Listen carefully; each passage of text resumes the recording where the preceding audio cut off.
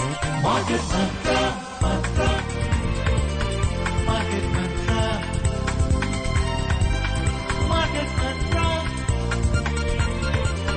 Market Mantra,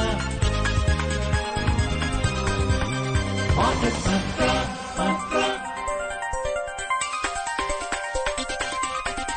Market Mantra, Mantra.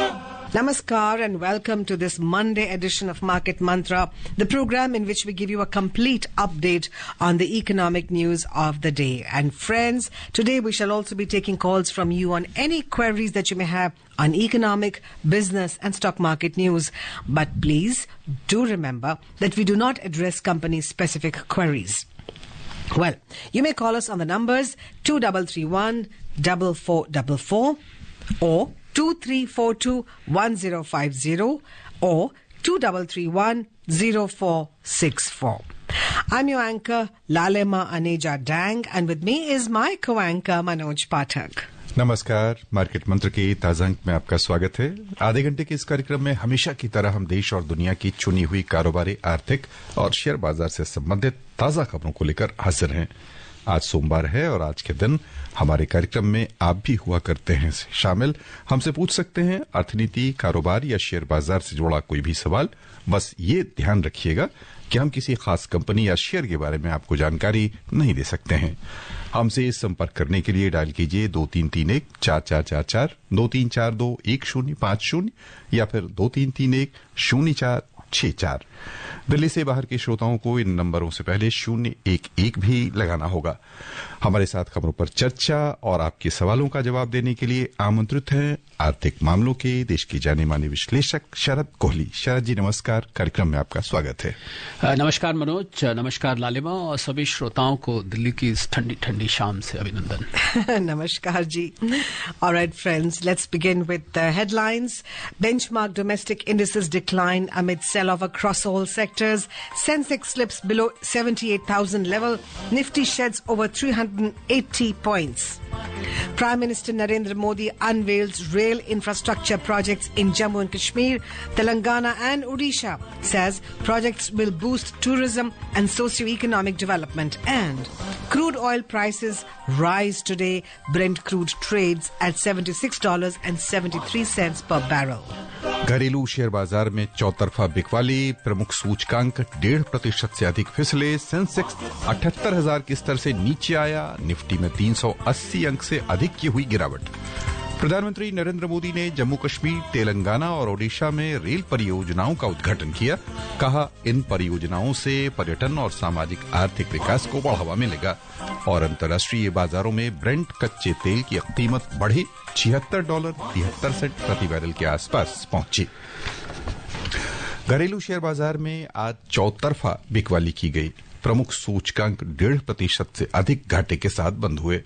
लगभग सभी sector में बिकवाली का दबाव देखा गया। कारोबार के अंत में बॉम्बे स्टॉक एक्सचेंज का सेंसेक्स 1,258 अंक घटकर 77,965 पर बंद हुआ। उधर नेशनल स्टॉक एक्सचेंज का निफ्टी 50 389 अंक कमजोर होकर 23,616 दर्ज हुआ। विस्तारित बाजार की ओर चलें तो वहां भी बिकवाली तेज रही। बीएसई मिड कैप इंडेक्स 2.4% से अधिक घाटे में रहा। स्मॉल कैप इंडेक्स में 3% से अधिक का नुकसान देखने को मिला। And now let's take a look at the stocks in detail. Benchmark domestic equity indices today ended sharply lower with losses of over 1.5%.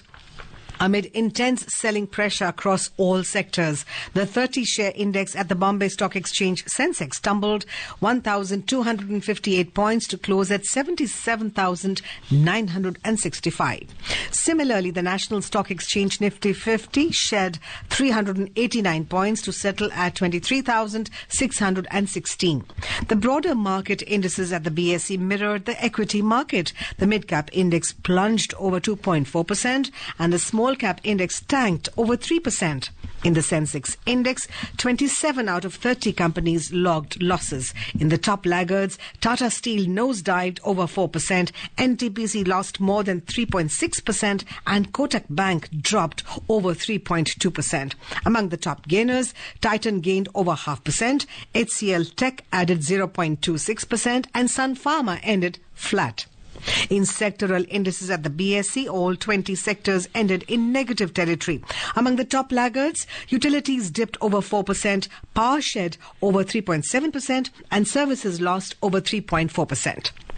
The overall market breadth at the BSE was negative as shares of 3,474 companies declined and 656 advanced, while 114 remained unchanged.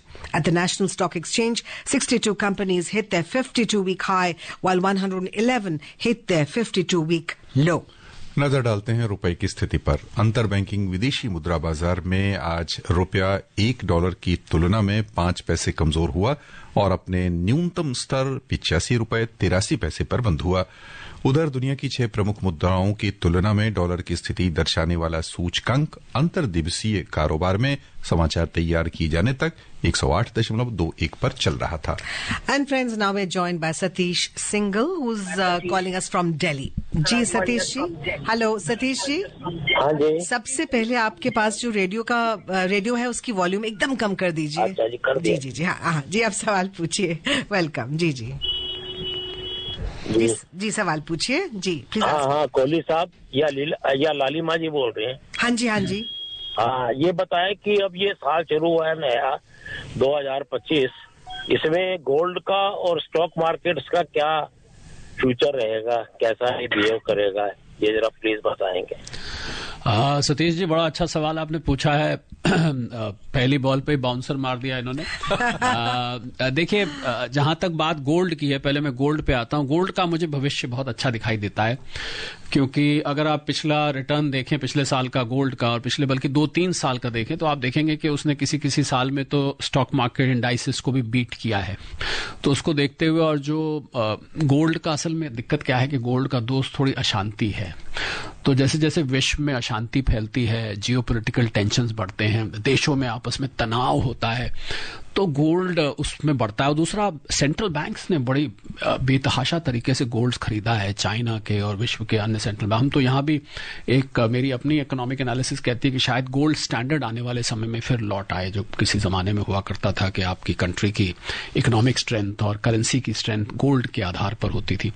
तो इस anticipation में gold को खरीदा जा रहा है। Gold एक international currency, तो गोल्ड के लिए तो मैं बहुत अभी भी ऑप्टिमिस्टिक हूँ और मुझे लगता है, आशावादी हूँ कि आपको गोल्ड आप उसमें निवेश कर सकते हैं। स्टॉक मार्केट इस समय एक करेक्टिव मोड में है, एक रेंज बाउंड है। आप देख रहे हैं कि निफ्टी की बात करूं तो 24,000 के ऊपर जाती है, फिर नीचे आ जाती है, फिर ऊपर जाती है। कई हफ्तों से ऐसे सिलसिला चल रहा है। और ये FIIs FPIs हमारे जो हैं, ये बीच में छुट्टी गए हुए, तो थोड़ा सा राहत थी। मुझे लगता है आज ये काम पे वापस आ गए, तो आज इतनी बड़ी आपको गिरावट देखने को मिली। आज इन्होंने जरूर बेचा होगा, हालांकि नंबर्स अभी निकल रहे हैं उसके। तो थोड़ा सा मुझे लगता है कि मार्च अप्रैल तक का पीरियड क्रूशल है मार्केट के लिए। बाकी अगर आप स्टॉक स्पेसिफिक चलें और लंबी अवधि के लिए सतीश जी करें, मुझे लगता है आप सेफ रहेंगे। मैं जब लंबी अवधि कहता हूं तो मैं 3 से 5 साल की बात करता हूं। मैं ये कुछ लोग 3-5 महीने समझ लेते हैं। तो अगर लंबी अवधि के लिए अट्रैक्टिव वैल्यूएशन वाले आप स्टॉक लें और थोड़ा थोड़ा करके निवेश करें, SIP के जरिए करें। SIP का मेरा मतलब खाली म्यूचुअल फंड से नहीं है, SIP एक तरीका होता है निवेश करने का। आप लें तो स्टॉक मार्केट में अभी भी बहुत पैसा है बनाने के लिए। और मार्केट तो बहुत अनप्रिडिक्टेबल है। अभी बजट आ रहा है, हो सकता है कोई बजट में ऐसे अनाउंसमेंट आए जो मार्केट को बहुत पसंद आ जाए और मार्केट इस सब चीजों को दरकिनार करके और एकदम भागने लग जाए। तो मार्केट में थोड़ा संभल के चलिए, अच्छे वैल्यूएशन वाले स्टॉक लीजिए। गोल्ड आप बेशक ले सकते हैं। हमारे साथ नोएडा से फोन लाइन पर है पंकज मिश्रा। पंकज जी, स्वागत है, सवाल पूछिए।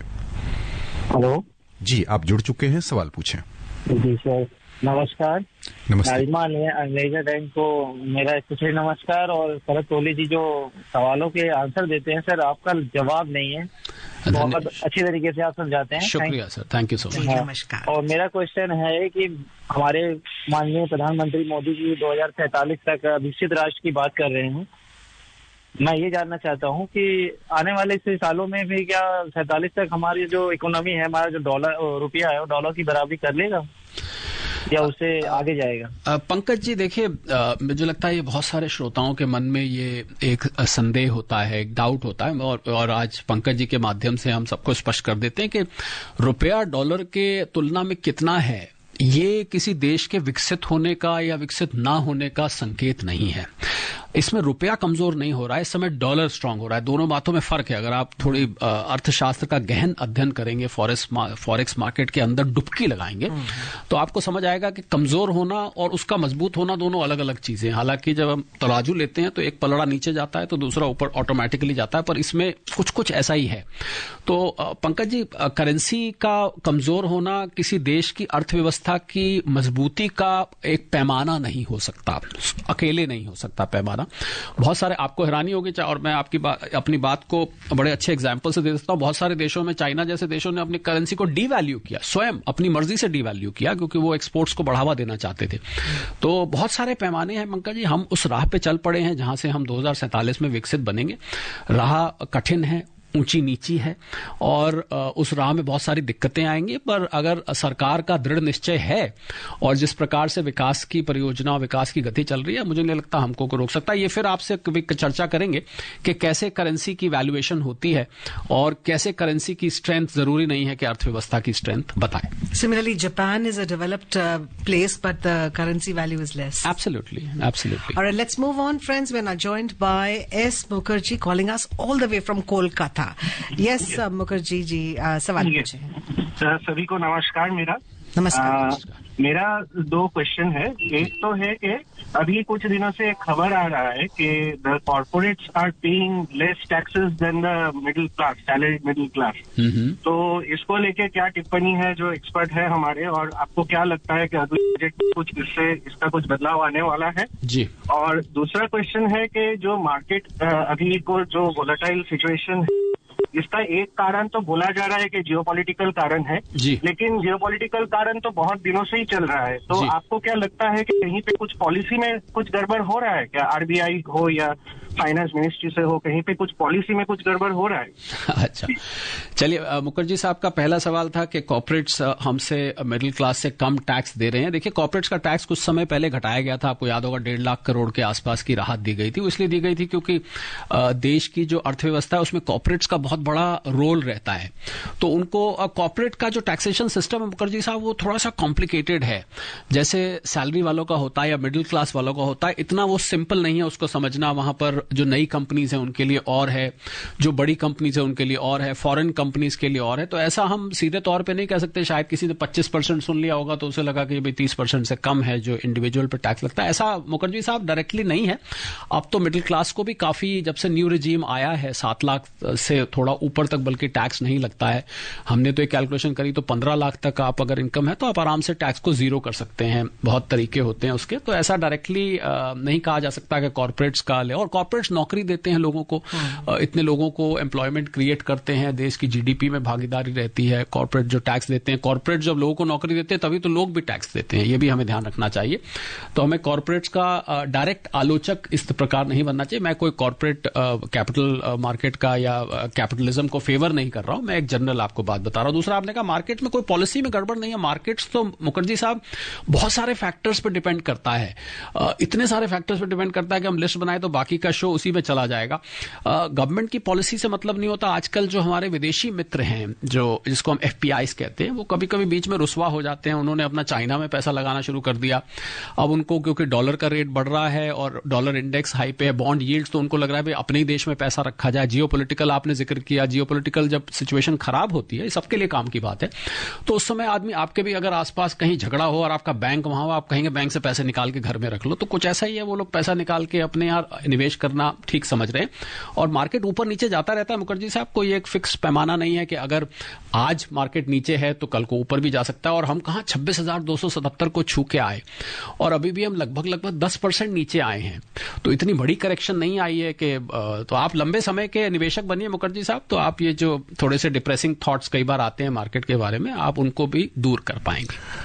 आइए चलें ग्रेटर नोएडा। हमारे साथ फोन लाइन पर हैं एसपीएस जैन। जैन साहब, स्वागत आपका, सवाल पूछिए। नमस्कार जी, कोहली साहब को भी, सभी को, आप सभी को नववर्ष की हार्दिक शुभकामनाएं। आपको भी शुभकामनाएं। और कोहली साहब, आपका बहुत इंतजार करते हैं सैटरडे को। कभी कभी आप गायब हो जाते हैं तो बड़ा अच्छा नहीं लगता। ऐसे ही जब मिल जाए उसी को हम तो खुशी, मैं तो खुशी मना लेता हूँ जब आपसे बात हो। जी अच्छा, ये बताइए, अभी चेरी पिकिंग का अवसर है या अभी और मार्केट को नीचे जाने की उम्मीद है?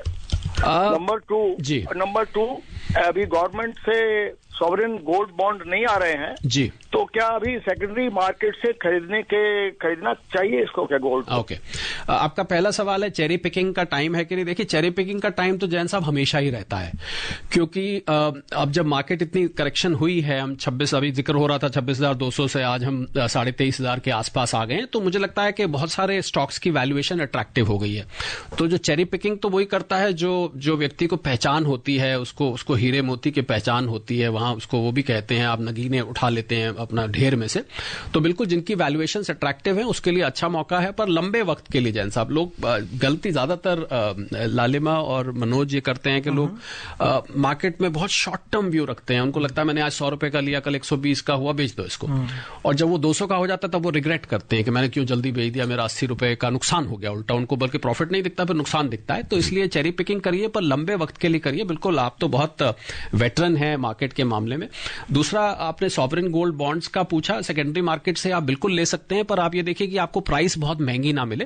गोल्ड इस समय 80,000 के आसपास है, तो अगर आपको बहुत महंगा नहीं मिल रहा है तो आप बिल्कुल सेकेंडरी मार्केट से ले सकते हैं। ये सच है कि सॉवरेन गोल्ड बॉन्ड्स के इशू अब गवर्नमेंट ने नहीं निकाले, बल्कि अब तो ये भी सुनने में आ रहा है कि शायद जो कस्टम ड्यूटी की रिलीफ दी थी गोल्ड के इंपोर्ट्स पर, शायद वो भी गवर्नमेंट उसको रिकंसिडर करे, क्योंकि इतना ज्यादा गोल्ड कंजम्पशन बढ़ गया, इतना ज्यादा गोल्ड आना शुरू, हमारा इंपोर्ट बिल गोल्ड के इंपोर्ट्स की वजह से बढ़ना हो गया। कहां तो हम तेल वेल की बात करते थे, पर गोल्ड ने उस पर अपना असर दिखाना शुरू कर दिया। तो अब गवर्नमेंट सोच रही भैया ये तो यहां तो कितना भी गोल्ड आ जाए कम है। मुझे लगता है हमारी बहनें और माताएं, उनका बहुत बड़ा रोल रहता है गोल्ड की कंजम्पशन में, तो इसलिए बिल्कुल ले सकते हैं, पर बहुत महंगा जैन साहब मत लीजिएगा। मार्केट से थोड़ा बहुत फर्क हो तो आप ले सकते हैं जी। Alright, from one regular caller to another regular caller, we are now joined by Prem Pujari calling us from Faridabad. जी, सवाल पूछिए अपना। हाँ जी, कॉलेज जी को नमस्कार। नमस्कार प्रेम पुजारी जी।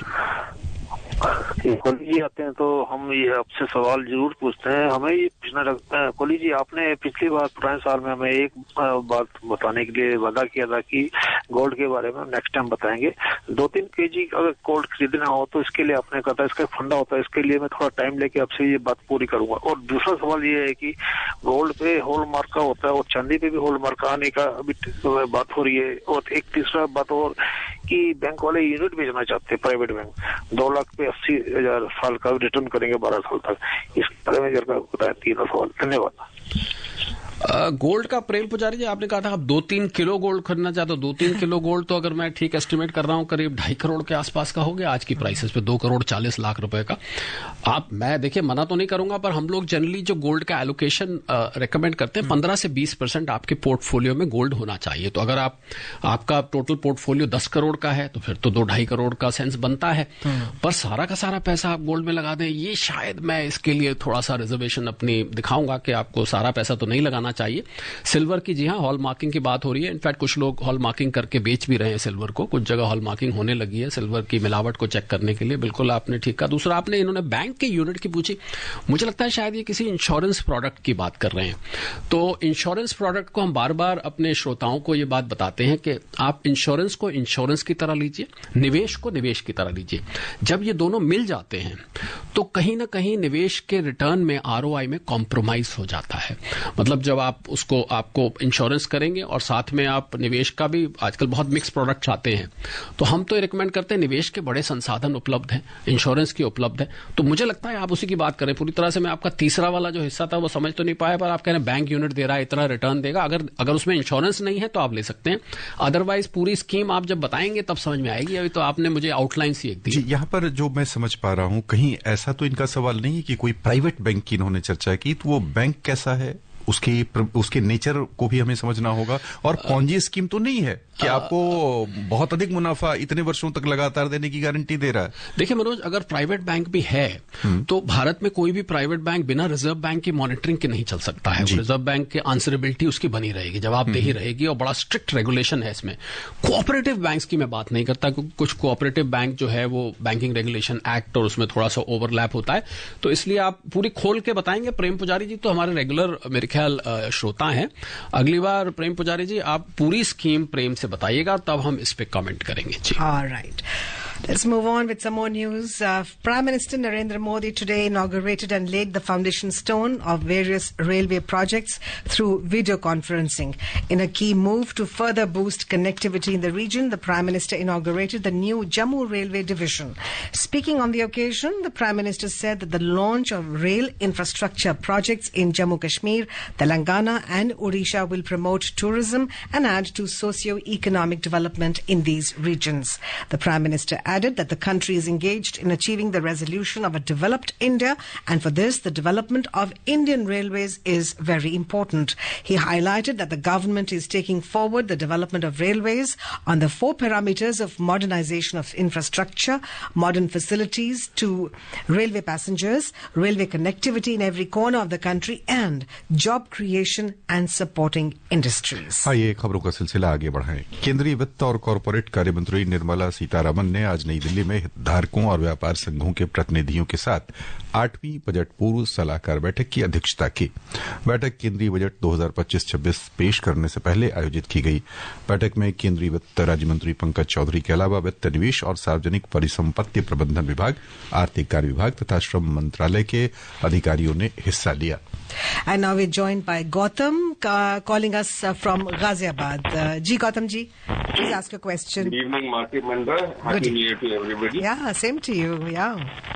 मेरा एक छोटा सा डाउट है, मैं एक्सपर्ट से पूछना चाहता हूँ। शेयर सेल को लेकर टैक्स इम्प्लीकेशन से लेकर है ये। मान लीजिए मैंने एक्स शेयर खरीदे 100 यूनिट 3 साल पहले 100 रुपए में जी, और मैंने दोबारा वही एक्स शेयर खरीदे 3 महीने पहले 50 रुपए में।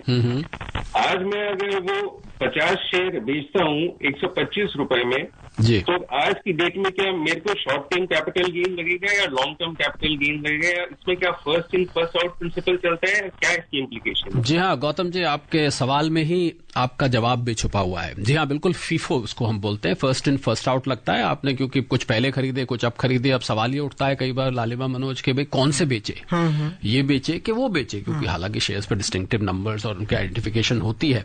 जी हाँ बिल्कुल गौतम जी, आपने अपने सवाल का आंसर भी ठीक गेस किया, फीफो लगेगा।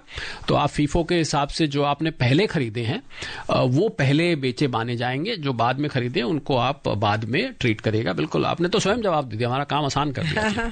आइए चलें बेंगलोर, वहां हमारे साथ फोन लाइन पर जुड़ चुके हैं एनआर प्रसाद। प्रसाद साहब स्वागत, सवाल पूछिए। हाय, गुड इवनिंग मार्केट मंता जी। गुड इवनिंग लालिमा जी। Good evening, Manoj ji. Good evening. Good evening, Sharad ji. Good evening. I wish you all of you a very happy New Year. Thank you. Same to you. Yeah. Sharad ji, there are 2 questions. Yeah.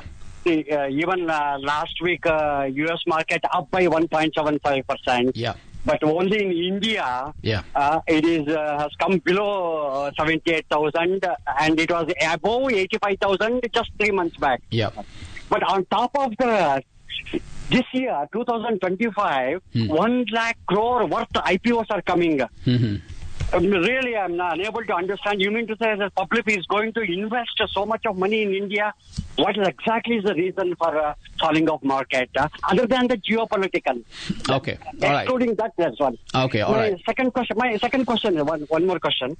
See, there's one company recently has announced for every 10 shares, they will get 1 share because the company itself getting split into 2 companies. Yeah. Now, if I'm holding 35 shares as a fraction, so I'm ideally I should get 3.5 shares of the new company. Yeah. In India, the fractional shares is not possible. Only in the US stock exchange you can buy fractional. But how would they compensate on the value-wise? That is more important. How would they compensate this one? These are my 2 questions. Yeah, Mr. Prasad, your first question on the U.S. market, why the IPOs are coming despite. See, the IPO planning is done at least 4 to 5 months in advance. So probably when these IPOs were planned, the markets were hunky-dory, the markets were doing fine. But then, with the markets, it's very difficult to predict what happens when. And then the FPI and the FII selling happened, and it was unabated. It just went on, and it still continues as we enter the new year. The first 2-3 days of the new year were very good, but then I think they are back from their holiday and they're up and they are selling again. So the IPOs have been absorbed very well, Mr. Prasad, and minor corrections in the market, Mr. Prasad, unless there is a very severe bearish phase in the market, the IPOs do not fail. Even if you see the recent IPOs which were launched, most of the good IPOs have been oversubscribed. So I think the IPO market is different. Those investors, they keep looking for those opportunities to make quick profits and exit. So I think IPO market by this 10% correction may not get impacted. And your second question was sliding fraction. So when there is a fraction, normally the company rounds it off. So either they'll round it off to 3 or they'll round it off to 4 shares. So you need not worry. That is, just leave it to the company as to how to compensate you for the half the share which you're getting in your kitty. Just leave it to the company. I'm sure they'll sort it out for you. Thank you. All right. We are now joined by Ranjit Kumar. He's calling us from Delhi. जी रंजीत जी, सवाल पूछेगा अपना. Good evening market sir. जी जी जी जी. Kohli sir, मेरा सवाल 2 है. सर पहला कि सॉवरेन गोल्ड एक डीमेट से दूसरे डीमेट में कैसे ट्रांसफर होगा, और दूसरा सवाल है कि ये साल मार्केट के लिए कैसा रहने वाला है. Thank you. Sovereign gold bonds का शायद पूछ रहे हैं. सॉवरेन गोल्ड बॉन्ड्स अब तो रंजीत जी डीमैट अकाउंट में होल्ड होते हैं, तो डीमैट अकाउंट में तो ट्रांसफर करना बहुत आसान है. आप एक डीमैट अकाउंट जिस बैंक में आपका है उसके पास एक रिलीज स्लिप होती है, ट्रांसफर स्लिप कहते हैं. आप वो साइन करेंगे और जिसके फेवर में आप साइन करेंगे तुरंत उसके अकाउंट में ट्रांसफर हो जाता है. और अब तो सेकेंडरी मार्केट में ट्रेड भी होता है, तो जैसे बाकी शेयर्स एक अकाउंट से दूसरे अकाउंट में जाते हैं, वैसे ही आपके डीमैट अकाउंट में दिखाई देने लग जाएगा. दूसरा आपने पूछा मार्केट इस साल कैसे दिखेगी. 2025 की शुरुआत हुई है. मार्केट मुझे लग रहा है कि शुरू के जो 3-4 महीने रंजीत जी वो थोड़े मार्केट के लिए चैलेंजिंग हैं. हालांकि उसमें एक बजट भी आएगा, बजट में कुछ अच्छी अनाउंसमेंट्स आई तो मार्केट ऊपर भी जाएगी. तो वॉलेटिलिटी मुझे लग रहा है इस साल बहुत ज्यादा रहेगी बाकी सालों के मुकाबले. पर ओवरऑल लॉन्ग रन में मार्केट हमारी बहुत अच्छी है. भारतीय अर्थव्यवस्था इस समय इमर्जिंग इकोनॉमीज में सबसे तेज बढ़ने वाली अवस्था है. तो अगर हम मैक्रो इकोनॉमिक लेवल पर देखें तो भारत की परिस्थिति बहुत अच्छी है. कोई क्वार्टर ऊपर कोई क्वार्टर नीचे जरूर हो सकता है.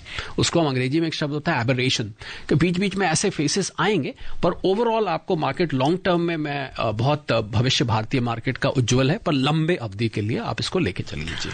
हमारे साथ हैं दिल्ली से नंद गोपाल जी. समय कम है नंद गोपाल जी, जल्दी सवाल पूछ लीजिए. एक मिनट, ये मेरा वेरी न्यू टैक्स रिजीम के अंदर मेरी इनकम 6,59,000 6,50,000 है after claiming 1 lakh rebate under long term capital gain जी. तो ये न्यू टैक्स रिजीम का एग्जाम होगा नहीं? जी हाँ, बिल्कुल. आपको नंद गोपाल जी पढ़ा होगा, एक सेक्शन 87A होता है जिसके अंतर्गत 25,000 रुपए तक का रिबेट मिलता है. वो 7 लाख इनकम तक वो चला जाता है. तो आपकी इनकम तो 7 लाख से नीचे मुझे सुनाई दे रही है, तो बिल्कुल आपको मिलेगा और आपको कोई टैक्स नहीं देना पड़ेगा. बाकी थोड़ी सी टैक्स की निटिग्रिटीज होती हैं. अगर आप थोड़ा और खोल के मुझे बताएं सोर्स ऑफ इनकम क्या है, हालांकि आपने इन्होंने 112A का बताया, तो प्राइमा फेसिया मुझे लग रहा है कि टैक्स नहीं लगेगा क्योंकि 7 लाख से कम है. आइए चलें वैश्विक बाजारों की ओर. सबसे पहले एशियाई शेयर बाजार, जहां मिला जुला रुख है. जापान का निक्केई 225 सूचकांक 1.5%, हांगकांग का हेंगसेंग 0.37% और चीन का शंघाई कंपोजिट इंडेक्स 0.14% घाटे में रहे. उधर निवेशकों की लिवाली से दक्षिण कोरिया का कोस्पी 1.8%, सिंगापुर का स्ट्रेट्स टाइम्स इंडेक्स 0.5% लाभ में रहा. यूरोपीय बाजार की ओर चलें तो समाचार तैयार किए जाने तक लिवाली थी. फ्रांस का कैक 40 1.7%, जर्मनी का डेक्स 1.2% और लंदन का फुट्सी 100 0.11% ऊपर चल रहा था. वैश्विक जगत पर ध्यान दें तो अमेरिका के राष्ट्रपति जो बाइडेन ने देश के अधिकांश तटीय क्षेत्रों में अब तटीय तेल और गैस ड्रिलिंग पर प्रतिबंध लगाने की घोषणा की है. यह प्रतिबंध पूरे अटलांटिक तट सहित कई क्षेत्रों में लागू होगा. Well, Brent crude was trading at $76.73 per barrel, adding over 0.2%. WTI crude also gained over 0.3% to trade at around $74.19 per barrel, according to latest reports. सर्राफा बाजार पर ध्यान दें तो सोना आज बढ़त के साथ कारोबार कर रहा था. अंतिम समाचार मिलने तक भारत में 24 कैरेट सोना थोड़ा सा बढ़कर 77,320 रुपए प्रति 10 ग्राम पर था. वहीं चांदी बढ़त के साथ 90,750 रुपए प्रति किलो पर चल रही थी. एमसीएक्स में भी आपूर्ति किए जाने वाले सोने का वायदा भाव तेज चल रहा था. और बस यही श्रोताओं की ओर से शरद जी आपका बहुत बहुत धन्यवाद. My pleasure. Thank you so much. Thank you Manoj. Thank you लालिमा. Thank you, Ji. And now before we close, friends, here's a reminder of the headlines. Benchmark domestic indices decline amid sell-off across all sectors. Sensex slips below 78,000 level. Nifty sheds over 380 points. Prime Minister Narendra Modi unveils rail infrastructure projects in Jammu Kashmir, Telangana and Odisha. Says projects will boost boost tourism and socio-economic development. And crude oil prices rise today. Brent crude trades at $76.73 per barrel. Well, friends, that's all we have for you in this edition of Market Mantra. This is myself, Lalema Aneja Dang, and my co-anchor Manoj Pathak signing off. Namaskar. Market